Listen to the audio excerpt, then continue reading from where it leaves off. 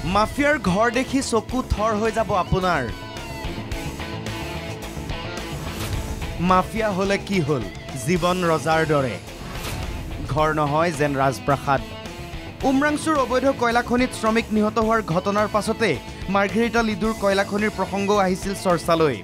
উজনিৰ এই অবৈধ খনিৰ বিৰুদ্ধে ব্যৱস্থা ল'বলৈ চৰকাৰক আহ্বান জনাইছিল বিৰোধীয়ে খৰব হৈছিল অসমবাসীও তেতিয়াই চৰ্চালৈ আহিছিল তিনিটা বিশেষ নাম গোবিন্দ ছেত্ৰী সুনীল গুৰুং বি গণেশ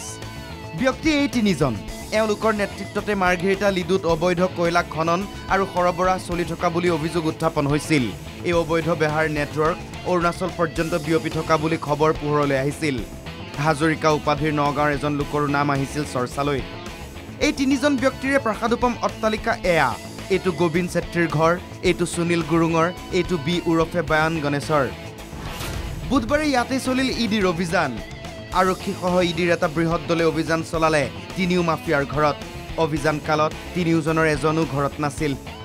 অভিযানত কি পালে কি নাপালে সেই বিষয়েও প্ৰকাশ নকৰিলে অভিযানকাৰী দলে অভিযান 2023 চনৰ 1 ডিচেম্বৰতো চলিছিল তাৰ পাছত সেই অভিযানৰ কোনো সফল সমাপ্তি নঘটিল এতিয়া পুনৰ অভিযান চলিছে এই কেইজন মাফিয়াৰ বহু বাঘা বাঘা ৰাজনৈতিক ব্যক্তিৰে সম্পৰ্ক থকাৰ অভিযোগ সেয়ে হয়তো সময়ে সময়ে অভিযান চলে কেৱল অভিযানহে চলে আৰু তাৰো কাহিনী আছে আৰু তাৰো মানুহ আছে তদন্ত অভিযান সঠিককৈ চলিলে পোহৰলৈ আহিব কোন আছে ক'ত আছে কেনেকৈ চলিছে সিন্ডিকেট মাৰ্ঘেৰিটাৰ পৰা শ্যামল নেওগ NKTV+